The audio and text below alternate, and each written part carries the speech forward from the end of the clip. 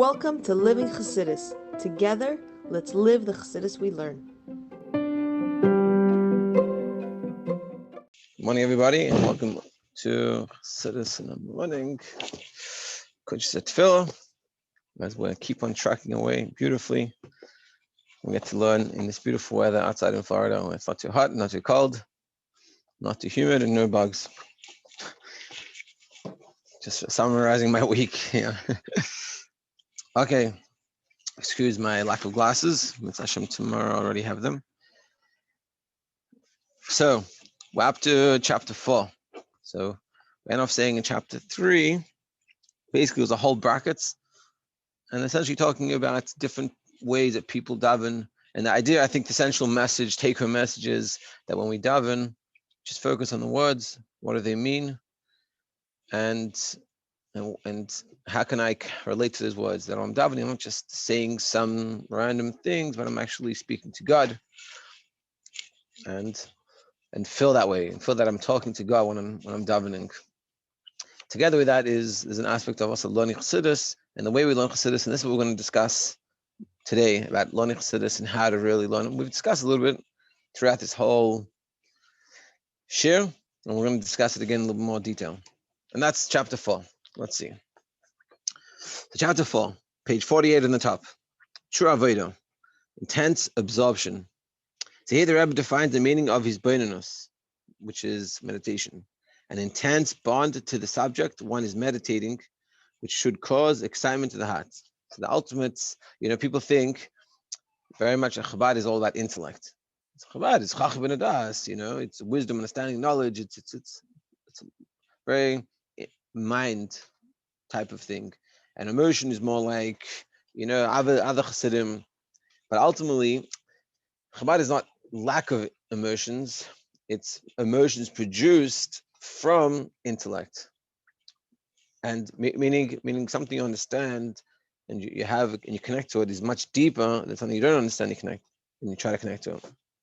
The more you understand, it's like, to use a bad example, when I was a kid, I used to be very much into playing sport. I used to play soccer, and my mother's from Brazil, so we would watch, let's say, Brazilian games, and when they would do something, they would miss a goal or something, so my mom would curse them out. And I would always think to myself, you don't know how hard that was to do. It wasn't easy. What do you curse them out? They should have done better. That's difficult. And I always felt like she doesn't appreciate what she's watching because she doesn't play. And it's the same thing. The Chabad Chassidus is meant to give us true emotions, through our understanding of a subject, aka God. When we think about God, it's not just I should get emotional about God, but I should think about understand God, and through that understanding, that should bring true an emotion, and that's how it's meant to be. It's an important factor because, like we see in the Rebbe Rashab, which is his Chassidus is very deep and very high levels, so to speak. But it's all about, he's saying here, it's about bringing it to the heart. So true avodah, however, requires exertion in prayer, spiritual and physical toil. A person must strain mentally with great concentration and profound attachment, with intense focus on the concept at hand. So you have to think about what you're learning, not what you're learning, what you've learned. Think about it in sit down and really spend time thinking about it, focused, not with your phone buzzing. To elucidate and meditate upon a concept extensively and all of its details, and to familiarize himself with the subject by employing explanation that he knows from before or that he originates at the time. All requires much time, an hour or more. So of course, we'd love to spend an hour, and we should, but if for whatever you don't have, don't just chuck out the whole baby with the bathwater, so to speak.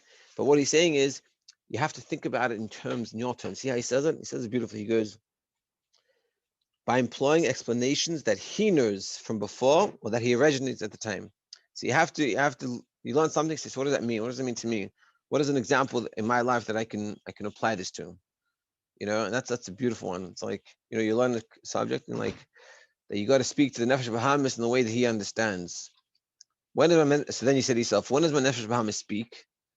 And how do I convince him to want to come and learn Chassidus, like we talked about a while ago? It's like eating a Danish to come. If the Danish don't get you to come, you say, hey, let's go get a Danish and go learn Chassidus. Why not? Danish is there to help the Nefesh Bahamas come along. Instead, but he's saying that you take it and you have to think about what you've learned. Remember, it's not that you like it meant to be after the stage you've learned it. You understand the subject. You've learned it a few times. You know what it's talking about. But now you're trying to see how do I apply that to my life. And he's saying you have to you have to detail it. All this should not be as when one merely studies. You see, it shouldn't be like when you're learning. Rather, one should connect his inner core to the essence of the concept's theme that he comprehends. And it is this that enables the person to understand the concept's multitude of details to a greater degree than he had beforehand when he had just first studied the subject. So first you're learning just to understand what we're talking about. Like, let me get a picture of what's the situation. Then I can go back and like really analyze it and connect with it and try to see how it works with my life and my situation. Many new ideas will occur to him on how to bring the contemplative subject near to himself. You'll figure out in a lot of ways when you spend the time how to bring it into yourself, meaning how to actually apply it to yourself. You'll understand every detail of the concept and the concept as a whole. Much more profoundly, we'll skip the brackets so that the matter will be assimilated and well settled in his mind. And the light will radiate openly and palpably in his mind. So when you learn it in this way, meaning not necessarily learning it, but when you're thinking about it in this way, that how to apply to you, so suddenly everything becomes much more richer, because it's you're gonna but you're connected to it. And like Bjorn Walter said, all right, Bjorn Walter said, you have to give him a shalom from your life. Why? Because that's how you connect to it. So Maimon is talking about different worlds in Atzilus, and you don't think that's anything got to do with you, so it's boring. It's not interesting. And even if you will put in the effort to learn it, but like he said in the beginning, he goes, we've sort of settled ourselves for not understanding things and just like sort of say, yeah, whatever. But like it's not the point. We went to understand these things. When we're learning, we went to see. So it might be the first time we just read through it just to get a concept of where we're holding, what's going on, so to speak, get the map, But afterwards, you have to learn it again a few times. Make sure you know it well, and then you have to say, what does that mean to me? How am I meant to understand this? And it could be you have to choose memorim that are a little bit more easier to understand. And I'm sure the Heritage series should be done in a place that we can understand it. So it could be reading that a few times, especially as in English, which we had to, and then sit and say, well, what does that mean to me? What can I take from this? And that's what he's talking about. And also what he's saying here is that when you do that, you connect to it so much more because it's connected to you, and then you want to understand it better, and you want to see. So one sec. So what is the Maimon saying I should be doing in this situation, and how could I be doing it differently? Let's go in the brackets. For concentrating upon the subject's nucleus cause a resultant revelation of the concept's details. But when you're thinking about the core of what the Maimon is saying, so then you get all those revelations that come from that. The intent here is not the essential point of the cognitive process. It's not about the concept of just like the intellectual aspect of it, but it's like, what are we actually trying to say here? But the essence of the matter being comprehended, meaning it's not about the process or like, wow, it's so cool that the Rebbe Rashab said that Atzilus really goes into Bria. Instead of going to Yitzira, it skips all the way to Asiyah. And that's not what we're talking about. Like, you have to understand that, but he's saying that's not what you're getting excited about. So what does that actually mean? It's not the cognitive process, but it's the concept. What are we trying to say then? So that the matter will be assimilated and well settled in his mind, i.e., the godly matter will sit securely in a refined state within his mind. That the godly concept, why? Because you've connected to yourself, so it sits there very, very well. And it's also the mind is not talking about random levels that are nothing to do with me, but it's all talking about my life, or how I can serve my life, or how I can think about God differently. Mind and heart, bottom of 48. Mind and heart through Das. And then we talked about the first class. Das is sort of this key at understanding that, and when you start to understand what Das means from experience, you'll change it. But Das, like we said, just to recap, Das is that you take an intellectual idea, that you understand it well, but you connect to it emotionally. You bring it into an emotion that you understand. And this is sort of the process of what we're trying to do. Chacham bin Das. So this is meant to be that we learn the subject, we understand it well through his brainus, and we have a das. We connect with it, we feel it emotionally. It's not just intellectual, just like we feel emotional about a song, let's say. You watch a Lavdil, a movie, and it's like an emotional movie, and you get all connected. When we learn a Maimon, we should have the same type of feeling, hopefully even better. From the mind, the light is then drawn to the heart so that the light is engraved and sensed within it, i.e., the heart hears and senses the godly matter that is grasped in the brain. See what he's saying? That the heart hears. I mean, the heart doesn't literally hear, but he's saying you feel it. It's like you're connected to it. It's a whole different experience. It's engraved. This occurs through the intellect's faculty of das, which extends also into the heart. Yeah, das is the connector between the brain and the heart. It's an intellect, but it's the intellect bringing into the heart the emotions, falling into the emotive attributes of chesed and gevurah, which is bringing to the emotions of chesed and gevurah that correspond to love and fear. But when the godly matter shines manifestly within the mind, because when it's shining in your mind, the mind is animated by the godliness with either love or fear, depending upon the manner of his comprehension and reflection, as mentioned, whatever you're thinking about, whether it's a thing that brings out to love or brings it to fear. This is what you're thinking about. So this is an excitation of the emotions within the mind, but this is still in the mind, which is an intellectual excitation. So you're excited in a love or an awe of God, but it's very intellectual. It's not emotional. The heart is then also drawn after the mind, but the heart comes after that because you did it right. For the intellect possesses the power of attraction, the faculty of das. Das attracts it, brings the heart to connect, that draws the heart, so that the heart too is excited by the arousal of the mind. So the mind brings it to the heart.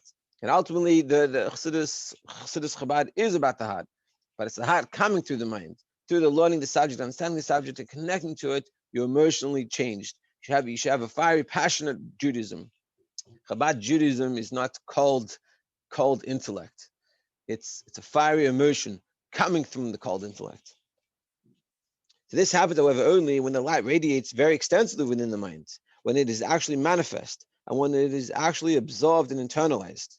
But it has to be, you have to put in the effort to get it. Consequently, the excitement in the mind is also an inward one. So then what happens in the mind, when you do put in the effort, so in the mind-wise, it's not an external going wild, running around, jumping up and down, but it's within you. Then the heart is truly drawn and serves as a medium to bring the light to be sensed in the heart, so that it is awakened thereby to a manifest love affair. And that will bring it out into the heart, and then you'll have this manifest love affair, and you'll feel emotions to God. When you think about godliness, you feel emotions just like you feel for that song or whatever it is that gets you going emotionally. You'll feel that when you're learning. This is not the case when the light in the mind is only peripheral. So now we're going to contrast in the bottom of 50. Let me check the time. Yeah, a few minutes. Yeah, this is not the case when the light in the mind is only peripheral, whereas if you don't learn it properly or you don't meditate on it properly, in this case, although the heart becomes mildly excited, being drawn after the mind, the arousal is only superficial, disappearing and leaving immediately. It is as if he had never been. And you could sort of say, that, like, I think a lot of people deal with this when they learn Chassidus, and Chassidus didn't change, but nothing changed. And they barely even remember what they learned. So even if they do remember, but it doesn't have that change, and it's because it's not just to learn. To learn it, you have to think about it. What is it saying to me? What is it talking about in my world? What is the Rebbe trying to teach me how to live my life differently, or how to see God differently, or how to understand God better? And we have to really spend that time to. And as Rabbi Binyamin also said, like, we don't necessarily have time to spend an hour before davening, but it's throughout the day you're thinking about it and say, well, what does that mean?